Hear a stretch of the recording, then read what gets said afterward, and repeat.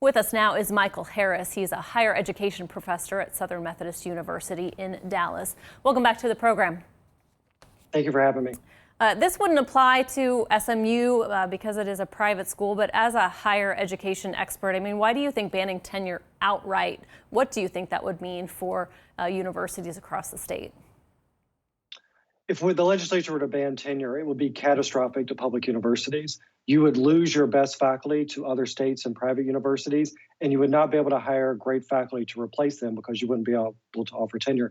Think about it this way. If the legislature passed a law that said the Dallas Cowboys could not offer a star player the same contract that every other team in the NFL could offer, what would happen? Well, number one, you're not going to be able to sign a contract with that player.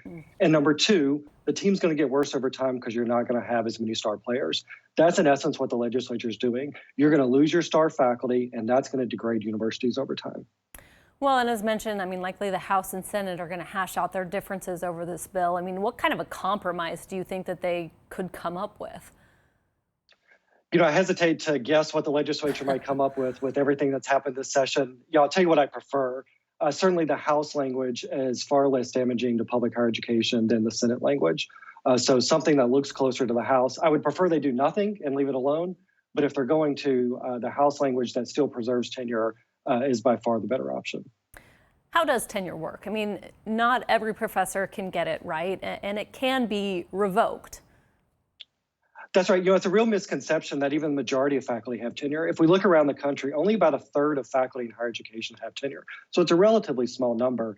Another misconception is that faculty can't be fired, that it's a job for life. That's just not true. Tenured faculty can and do get fired.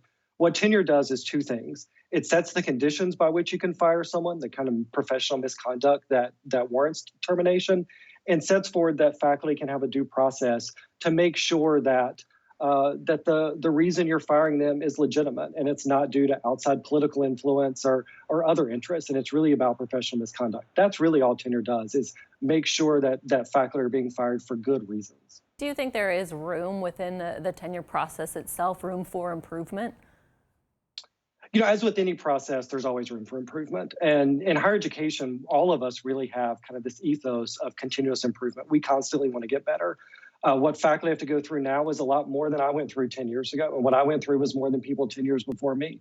So the process is getting better and it will continue to get better. And that will happen a lot better if the legislature will leave it alone and let universities take care of this. I know, again, that you're at a private institution, but I mean, what have you heard? Have you heard from faculty, even people looking at coming to teach here in Texas? There are plenty of published reports that they're already having problems recruiting to the University of Texas because of the debate that's happening in the legislature right now. So we're already seeing the damage just from the debate. If the legislation, particularly the Senate language, would be approved, that's when you get those catastrophic outcomes that I mentioned earlier, that this is a really big deal and could damage not just higher education, but the state's economy and society at large. I know, an issue you will continue to watch closely, as will we. We'll see what they get done in the next week. Michael Harris, thank you so much for your time. Thank you.